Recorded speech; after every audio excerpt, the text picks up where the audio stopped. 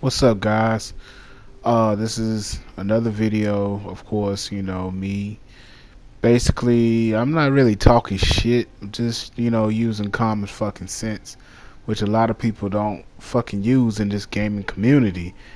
Social media has fucking rotted their brains. But anyway, back to the point of this video. First of all, I want to say that Horizon Zero Dawn, after you put it down, if you're a day one buyer, if you invested into this game the day it came out, and I'm pretty sure you was wowed and everything and all that. And it doesn't matter if you was playing it on a 1080p TV or a 4K TV. But let's say if you did start out on a 1080p TV, then you convert it over to a 4K later on, and let's, it's a beautiful fucking game, right? Very beautiful. You do have that option if you want to play at 4K or 60 frames per second, 1080p. When you're playing at 4K, I think it locks it at 30 frames per second, which is cool. It's alright. If you're a console gamer, frames per second only should matter when you're playing first person shooters, fighters, and sports games, and racers. But when it comes to this action single player campaign shit, it shouldn't really matter as long as it's at a good solid frame pace, as like 30 frames. If they can hit 60, cool. That's cool. But 30 would do, because that's what we've been getting for a while now. So you can complain all you want, but it's still, as long as you get a great experience from the game, it should be all, all love. It's all love. As long as the game doesn't crash and glitches and, have pop ups and stuff, which Guerrilla Games did a very, very great job with Horizon Zero Dawn, as you can see. But anyway, yeah, let me use a little common sense. I'm gonna talk about a few things, and and I'm gonna just let off a little steam. First of all, again, I'm giving you my final opinion about the Xbox One S. To me, like I said, it's a decent console.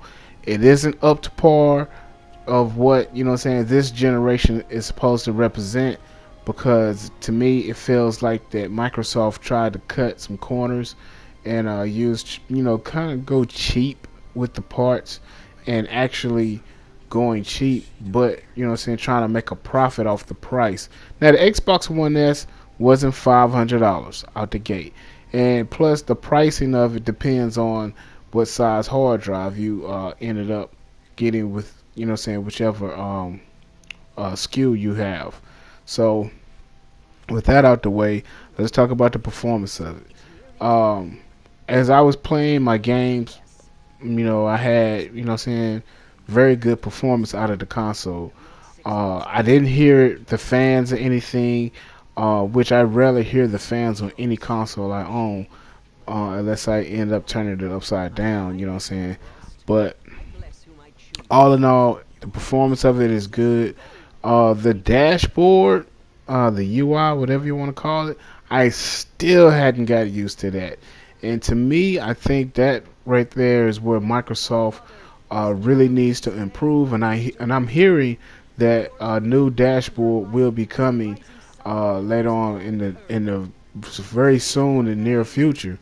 Um, but I think instead of Microsoft trying to implement certain things from their operating system on PC and stuff, or on from their phones, they should just really be um, simple with it, because it's a lot of things I still don't know how to navigate to on the Xbox One S, and I still haven't figured out how to record a video. I know I have to um, pause the game and use one of the button prompts or something, but it shouldn't be difficult like that. I mean, I know I may be just used to the PlayStation 4 as far as like recording videos and uploading and everything like that, but it was actually made pretty simple on the PlayStation 4.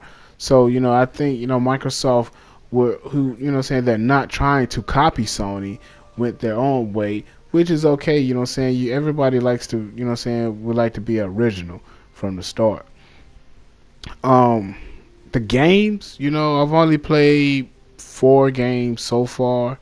Um, and for what it's worth, the games are okay. They're okay. Quantum Break, yes, what I'm saying, it's a snooze fest. It's not an interesting game. And I've given you guys my opinion on the 3 games I own already. Rise, Quantum Break, and Gears 4. And for what they're worth, they're pretty good games, period.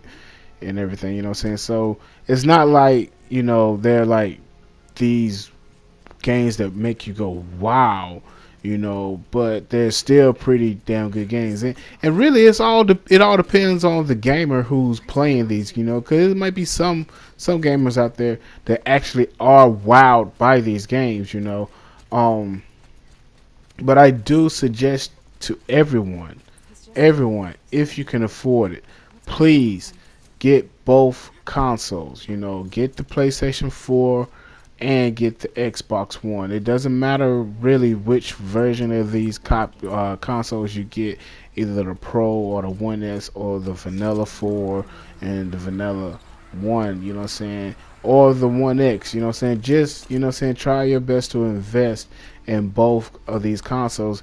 And if you can, get the Nintendo Switch, because there's nothing better than being a well-rounded gamer and being able to play the best games from, all corners of the world, Um, as far as PC gaming goes, that's, a totally different monster. Me personally, I'm just not a PC gamer. I'm not gonna bash PC gaming. I'm not gonna say anything bad about PC gaming.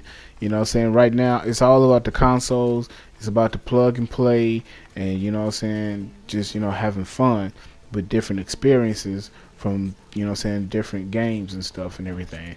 So I can't recommend to any and everyone that if you do, if you feel like if you have been thinking about getting an Xbox One S or Xbox One, um, always look for a really good deal and just go ahead and get it. You know what I'm saying? If you know a buddy that's selling the Xbox One or Xbox One S and he's, trying to give you a reasonable fair price, go ahead, dive into it, get it, because you won't be regretting it, you know what I'm saying? The only people that would probably regret buying the Xbox One are the day one buyers, because they spent $500 for the console. And I honestly, in my opinion, I don't think that console was worth $500. The Xbox One S, for the price that I paid for it, was very well worth it. If you go to Best Buy or anything and you're looking for an Xbox One S, always look for, try to get the cheapest SKU you can get. You know what I'm saying? Because you don't want to sit back and pay a lot of money for something that, that's, you really want to invest more money into the games than the console. So always try to go for the best deal on the SKU and everything. Now, me personally, I like to purchase consoles when they first come out. You know what I'm saying? I didn't purchase the PS3 when it first come out, or the Xbox 360, because it was a different time for me, you know what I'm saying, as far as financially.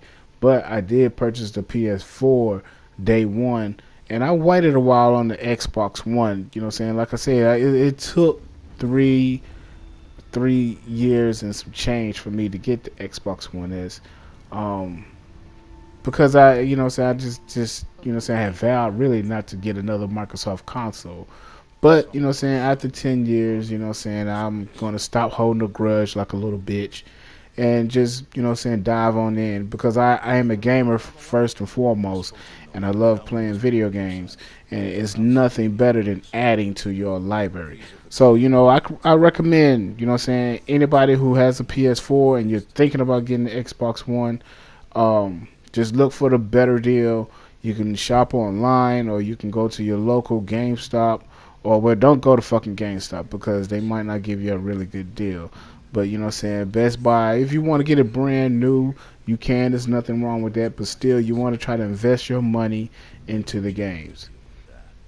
Well, that's all I'm gonna say about that. It's not even a fucking rant, but I want to give a shout out to Garrett from King's Blood Gaming, uh, Jabari, um, Prasanna, um, Big Mike, um, Dave Dominion, King Dre, um, I mean, shoot, man. Everybody I deal with, as far as gaming goes on an everyday basis. Shout out to you guys, Mr. Official VG, um, Ramadeth, and JVB. I'm out. Peace.